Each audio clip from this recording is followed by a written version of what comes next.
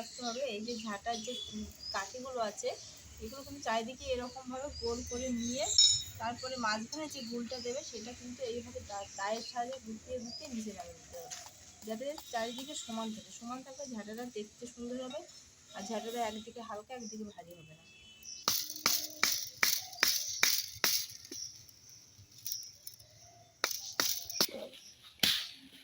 আচ্ছা বাবুয়া